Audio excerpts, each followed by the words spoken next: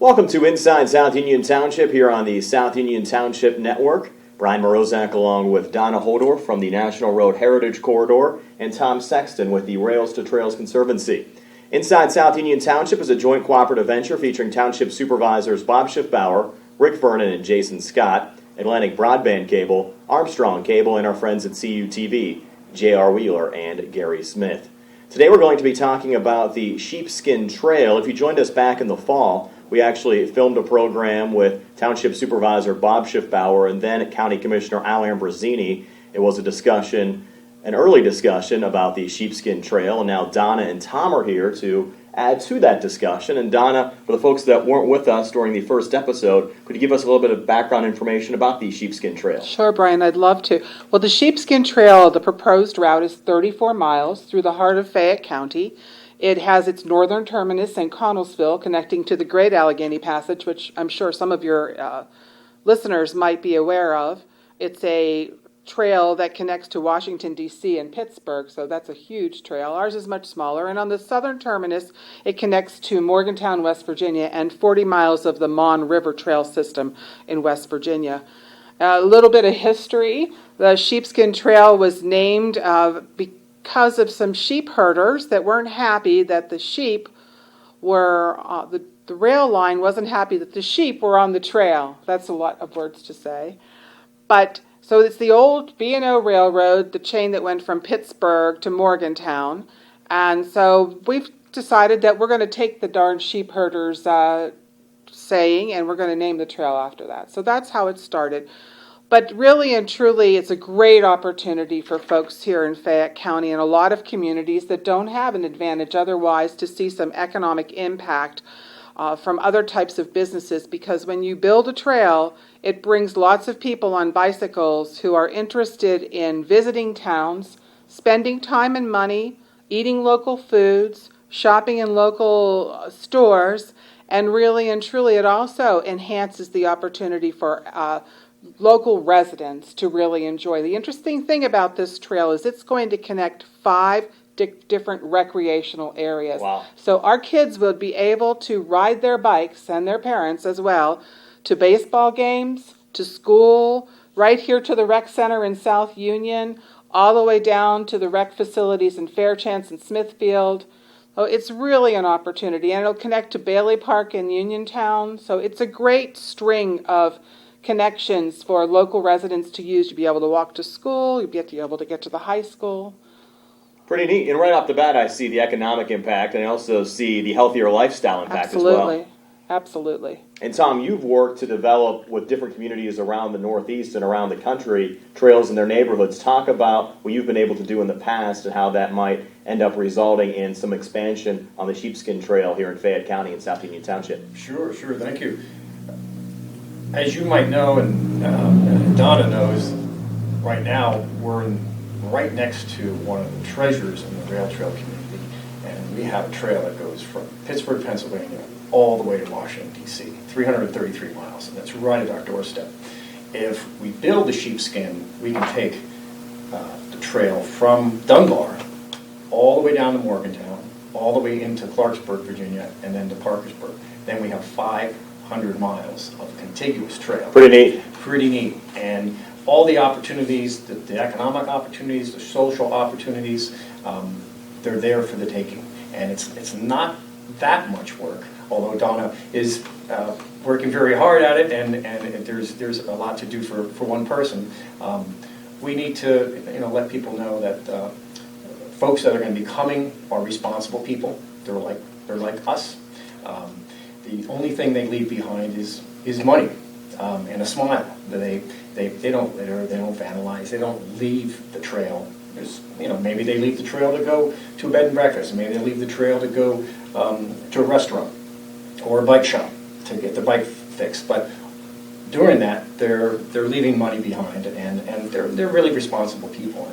And we wouldn't have over 20,000 miles of rail trails in the United States if there wasn't a good track record.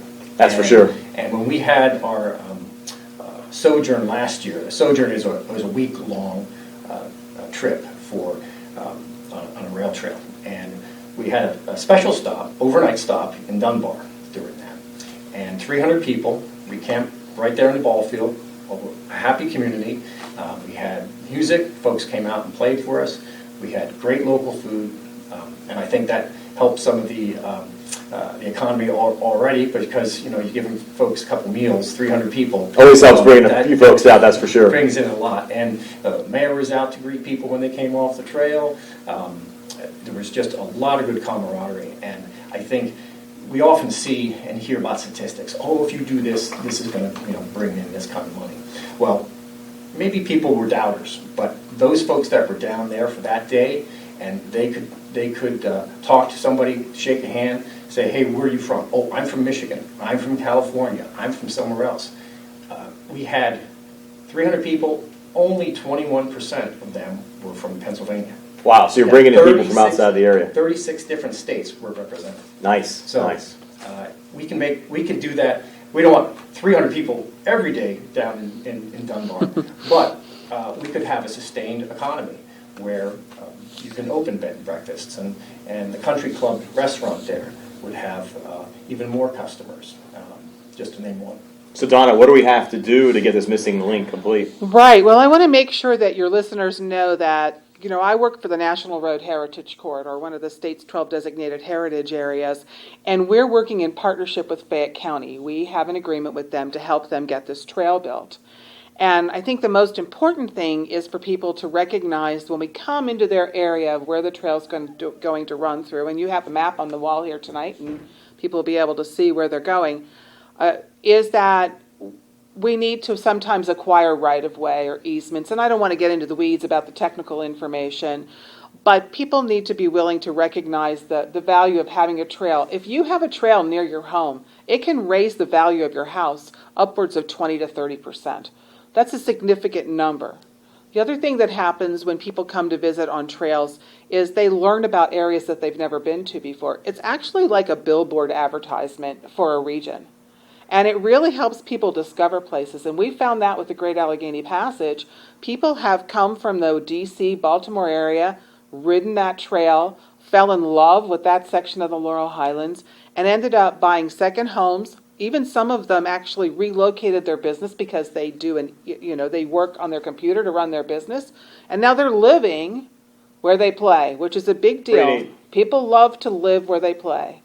And that makes this trail even more inviting. The opportunity, as Tom said, to get in so many places. So we really want people to get behind this and support it, recognize its value, and the battle cry of people and residents wanting to have it in their neighborhood and by their homes and be able to connect their children to recreation and schools, etc., will help the municipalities and the county recognize that it should be a priority for funding. We were actually talking before the taping today about Confluence and how that has developed. Absolutely. So here's a great story about Confluence. Great Allegheny Passage, I can't tell you for sure when it actually came through. It started as the Yacht Trail, which was a much smaller trail system, and then it took 35 years to build the Great Allegheny Passage. So I'm feeling a little bit better about how long it's taking us to build this piece of trail.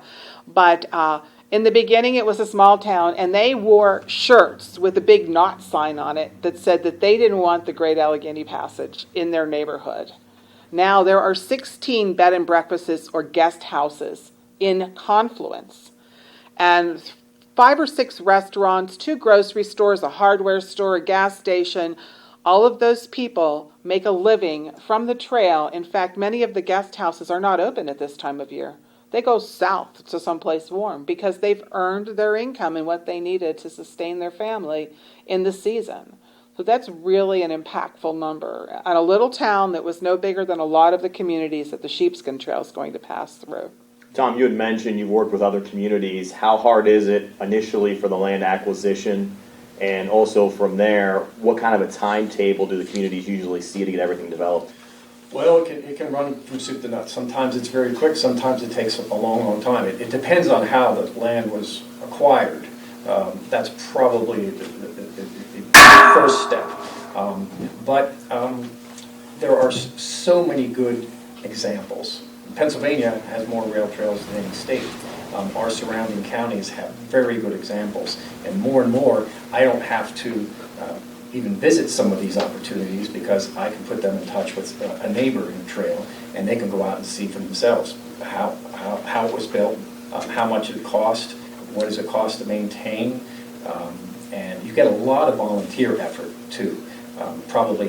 Actually, we just finished a study, so not probably, but we found that close to 50% of the maintenance, which is very, very little, because they kind of monitor themselves. 50% of that is volunteer labor. People are happy to help. Because they want that in their community. They want that in their community. And they'll do the grass cutting, and the biggest thing is when you have an abandoned corridor, it's sort of unmanaged. It's overgrown. And that's the thing that invites maybe littering, maybe dumping, maybe vandalism, etc. But when you put it and make it into a formal rail trail, we're using it, other people are using it, it has more of a constant flow. It's open, you can see, people can see in, people can see out. It makes a much more safe opportunity for everybody. Donna, can you update the folks? Where are we at right now in Fayette County? So in Fayette County right now, we're about to build a 1.4 mile section from the West Virginia line through the borough of Point Marion, a little piece of Spring Hill Township and into Point Marion. We've been working on that for a while, and I'm happy to say that we should be going out to bid in the next few months and get that construction underway. And then South Union Township really took the bull by the horns and is really interested in making sure that this trail exists not only in their community, but it gets completed through Fayette County. But the supervisors here decided that it was a priority for them. So they went out on their own, and we gave them a little bit of help with writing a grant, and they were successful and just received funding from the DCNR. That'll be here shortly. It takes a little bit of time for planning and design to go through that system. They probably won't be able to construct this year, but you never know. We'll see what the weather's going to be like and how long the construction period is. So that's exciting to see that happen, and we're starting to work in some other communities. Fairchance just got a grant from the DCNR to do a master plan for their park, and in the park includes a section of the sheepskin. So I'm going to be meeting with them, with some folks from DCNR, to make sure that's all connected and see how we can move that forward and get out to bid. Smithfield Borough, most of their trail section is going to be on streets. We don't always like it to be on the street, but it's just the way it happens in that particular borough. And truthfully, all we need is a can of paint and what we call a Sherlo, which means share the road, a stencil, and we can be out there with the paint. We could have that section of trail done tomorrow. Well, not tomorrow, it's going to snow, but we'll have to wait a couple of days. As I mentioned earlier, we had taped a show earlier with County Commissioner Eileen Brasini. He's no longer a county commissioner now. 2 new county commissioners have been elected along with Angela Zimmerlink, who's still in office. Have you had an opportunity to meet with the new commissioners yet? Because I would think if you're working with all these townships, it's probably a pretty daunting task to make sure all these little sections get completed. Right, and I have met with the commissioners just recently. In fact, the Sheepskin Trail was a project that Vince Vasides first brought forward. So with him back in office, he's assured me, along with Dave Lohr, that this is a priority, and we've already started talking about how we need to find matching funds so that we can make an application. Because in the grant world, and you apply for money from the state or federal government, you have to show them you have your match. So it's all what came first, the chicken or the egg here. So we need to work locally in getting match secured so that we're ready when it's time to write the grant to say we have the money in hand, give us yours. And Tom, it probably helps too that you've worked with other communities in different areas with programs similar to this in the past. Yes, I mean, we in Pennsylvania are very, very lucky. I work directly with 10 different states. We're a national program, but I run the regional office for those 10 states. And no one has a program like Pennsylvania in the DCNR. DCNR has state-generated money that they can then match federal money. Other states are very, very envious of Pennsylvania. So we may sometimes think we don't have a lot in support, but it's really, really good in Pennsylvania. So the time is now to take that opportunity and run with it. Now, where are we at as far as the grants that have been applied for and grants that have been received? So there's a new application cycle opening now. Okay. So we'll be looking with our municipalities to see what they can apply for and what they might be able to match. The other opportunities that's through DCNR. There are other programs that'll come due through impact fee money. which is from Marcellus Shale that comes in that we'll be able to apply for, and we can actually match DCNR grants with that funding. PennDOT has some programs, federal programs, the transportation TAP program, and we are not quite ready for that yet. We have local share applications that come from the casino money that could be accessed, and that application period I think won't open until August or September. So there are a lot of things that we're paying attention to make sure that we're lining up our ducks and getting everybody organized so that when the time is right, that we can be ready for it. You're watching Inside South Union Township here on the South Union Township Network. Brian Morozak being joined by Donna Holdorf and Tom Sexton talking about the Sheepskin Trail, and we'll have more in just a moment.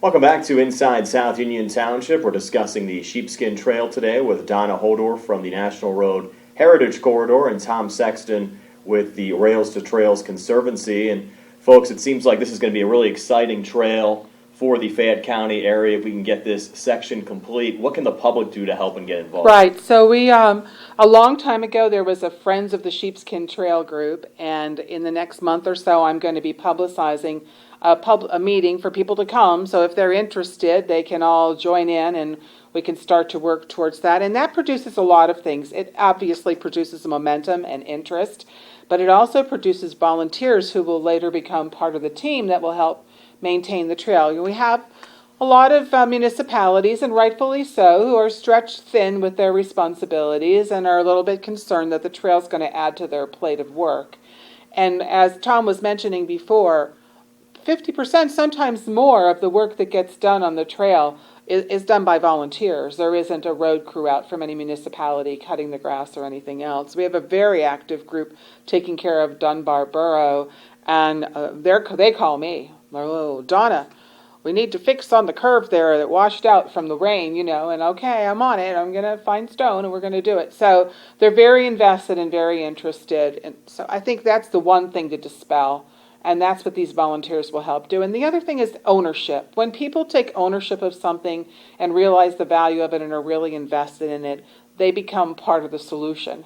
And definitely this trail is a solution for many things. And one of the things I think we were talking about just briefly was health and the kind of chronic conditions that exist among Fayette County and the statistics about diabetes in our county, et cetera. And I think Tom could add some information to what his exposure's been with that topic. Tom? Sure. We're working more and more. Just before I got here, I was on a conference call with the health system in eastern Pennsylvania talking about having programming on trails so that their patients can get out and they have walks that are led by a clinician. And they might talk about foot care, they might talk about stretching, they might talk about nutrition, but they're on the trail, and it could be 15, 20 people. Sometimes they're clients of that health system, sometimes they're the public, sometimes they're actually working in that health system, and they don't make enough time. They tell everybody to stay fit and get exercise and watch what you eat, but they don't always practice it, so it offers them a nice opportunity too. But more and more health systems are really engaging in trails because people feel safe on the trail. They know where to go. It's not like walking on the street or jogging on the street or bicycling on the street. It's a safe feeling, and you can do it with others. You can walk in two and three, and before you know it, you clicked off a couple of miles and you caught up with a friend you haven't seen in a while, and you're gonna hear more about that. Don, it has to be nice to bike to work or take the dog out on a safe walk. Sure. I know if you look around Fayette County, one of the things I think we lack in certain areas are lack of sidewalks. Absolutely, and I think people should realize that this trail will be a crushed limestone. It'll be an easy walkable surface. You could run on it as well. Of course, there's always a little bit of road manners that happens on a trail too. If you've got somebody pedaling through on a bike, you want to make sure that you still don't walk 5 or 6 abreast on a trail, so you allow for bikers to ride through. But it is a great opportunity to get outdoors and in, like Tom said, a safe place. The only thing we're not going to encourage on this trail, well, first of all, ATVs are no-nos on trails. They rip up trails, and so that's always a challenge. but equestrian. Lots of people have asked me, will I be able to ride my horse on a trail? Well, horses don't like bicycles. They get, it kind of makes them rear up sometimes, as one of my sheepskin trail friends tells me. So this will be a bike hike trail. It will not be an equestrian trail. If we could find space along some of the sections of the trail to build a side-by-side trail for equestrian use, we certainly will attempt that. And you're, of course, okay with people taking dogs for walks on it, Absolutely, right? as long as you bring your little plastic bag and collect your debris as you move through, that's all we need to have happen. And I also want to touch on something you'd brought up earlier. It seems like the overall maintenance costs for maintaining the trail are going to be relatively low due to the fact that the public themselves are going to be maintaining and basically taking care of most of the stretches here in Fayette County. Right, and it really isn't very costly, and there are foundations. There's a foundation in Pittsburgh that will lend you the equipment that you need or help you purchase equipment. I am part of the Rails to Trails Council, and we have volunteers all the way along, and when somebody doesn't have the equipment, one of the other volunteer groups lends it or comes and shows them or does the work for them. The most expensive thing that happens on a trail is when there's a washout. And so if the drainage isn't working effectively and we have to replace part of the trail. But this happened in Dunbar. If you remember the big rain occurrence about a year or so ago, it was right before the sojourn was coming. And they were hysterical because a huge section washed out. But Dunbar Stone came to the rescue. And we were able to get a little bit of a donation from a foundation, and Dunbar Stone really worked with us, and they laid it all out for us, and it was done. Fine. Perfect. Tom, you talked earlier about the economic impact of the Confluence area. I'm sure you see a huge economic impact basically around the Northeast and other areas that you've worked in. Yeah, and it's important to remember when you set up a bicycle shop or open a restaurant or there's a bed and breakfast or there's a hotel, there's not a lot of impact. A lot doesn't change in that community. It looks maybe a little better because another storefront is open, but the most important thing is that economy is probably there to stay. And unless people stop walking, which that's never going to happen, we're a walking animal, that's what we do, these trails are going to be there. And as long as the trail's there, businesses are going to thrive next to it. So it's sustainable. It's not a matter of, taxes are better somewhere else. We're going to go take that economy and move it to another state or another part of this state. It's not going to happen. I would like to mention one thing that Donna said that's important. Sometimes folks think that a trail would encourage ATV use, and it's actually the opposite, because once an ATV sees people on it, they don't want to be there. They want to be in more isolated spots, and the state has built some areas where they can have a better time and be with others in ATVs and not preclude other uses on trails. So that's a misnomer that should be understood right away. And we talk about this as it's a major opportunity, but it's still a simple concept. Right. I'd like to break it down to sometimes it's a skinny park. It's just kind of long and skinny. We have lots of parks. We have beautiful parks. We love our parks. We also have sidewalks. We could use more sidewalks sometimes, but this is nothing but a wider sidewalk. Maybe it's in somebody's front yard, maybe it's in somebody's backyard, but those people on sidewalks, they stay on the sidewalk, and Right. You know where they are. And it's good to be guided around your community and know where you should cross, where you can go from A to B. And it's just not about recreation or other things. You may use the trail to go to the post office, to go to school, to go to a friend's house. A lot of purposeful trips as well. And I would also think that the folks that are using this trail are going to be outdoors minded and folks that care about the environment. Right. And you'll find that to be the case. People are invested. They like to use the trail. They want it to be in good shape. They're not going to abuse it. They're going to take care of it. And they will call and tell you. I rode the trail the other day. They'll post on the website, I was on the trail, I saw this condition, you probably want to take a look at it, or some tree limbs are down, or because we have trail watchers, we will have trail watchers, but they're not out there every single day, trail monitors, but they do report things. But the users are often our best source of information. It's iced over, you can't go that way today. We have a big tunnel that's going to be part of the trail outside of Outcrop. It's called the Morgan Tunnel. It's a beautiful double-line brick tunnel. And in the wintertime, that could possibly be, or fall, it could possibly be a time when we see some icing, and those are the things that we'd want to know. Of course, we're taping this show in South Union Township. Donna, could you recap the proposed South Union Township route? Sure. The proposed route for South Union, as I said earlier, they did receive a grant from the DCNR, and their contract should be coming soon, so they can start to work through the process. It'll come from the line, the City of Uniontown line, through the borough of South Union, the Township of South Union. I just made them a borough. But it is the Township of South Union, and it'll end up at Hutchison Park, a great recreational facility. And it will connect also the recreation area right here across the street from the municipal building.